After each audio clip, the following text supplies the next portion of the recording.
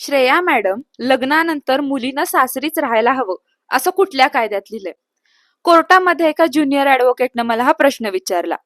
एक वकील म्हणून जेव्हा मी कायद्याचा अभ्यास करते तेव्हा मला असं दिसतं की भारतीय कायद्यामध्ये अशी कुठलीही सक्ती नाही. कायदा फक्त पती पत्नीनं एकत्र राहण्यावरती भर देतो.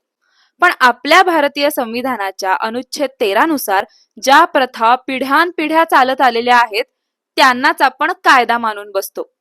पण आज प्रश्न हा नाहीये की कायदा काय सांगतो.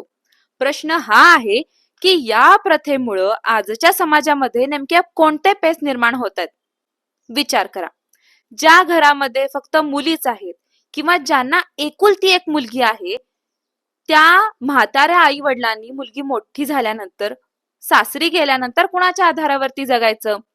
आजच्या पितृसत्ताक पद्धतीमध्ये मुलगी लग्न करून सासरी जाते आणि तिच्या माहेरच्या आई वडिलांचा पूर्ण आर्थिक आणि भावनिक भार हा एकट्या भावावरती पडतो.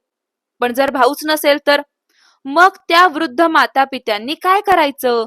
जर मुलगी स्वतः कमावती असली, सक्षम असली, तरी केवळ सासरच्या बंधनामुळं ती आपल्या जन्मदात्यांची सेवा सुद्धा करू शकत नाही. मग अशा वेळेला त्या वंशाच्या दिव्याची संकल्पना आणि त्या जुन्या प्रथा खरोखरच न्यायाच्या आहेत का? एका बाजूला आपली संस्कृती आहे जी सांगते की मुलीनं सासरचा मान राखावा, तर दुसरीकडं आजचं वास्तव आहे जिथं मुलींनाही आपल्या पालकांप्रती तितकीच जबाबदारी जी आहे ती पार पाडायची आहे. मग तो घर जावई हा शब्द असो किंवा सासर माहेर हा भेदभाव.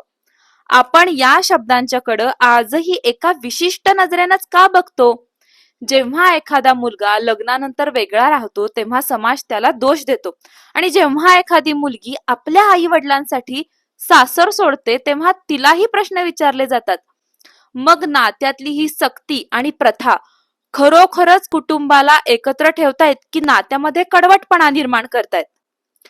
बघा, मी इथं कुठलीही बाजू मांडायला आलेले नाहीये, पण एक ॲडव्होकेट म्हणून समाजातले हे बदलणारे प्रवाह मी रोजच जवळून बघते. तुम्हाला काय वाटतं? काळ बदललाय तसं या जुन्या प्रथांना सुद्धा थोडं लवचिक, फ्लेक्झिबल करण्याची वेळ आली आहे का? की आपली संस्कृती जपण्यासाठी या परंपरा तशाच राहणं गरजेचं आहे? तुमचं मत जे आहे ते सभ्य भाषेमध्ये कमेंट बॉक्समध्ये मला नक्की सांगा.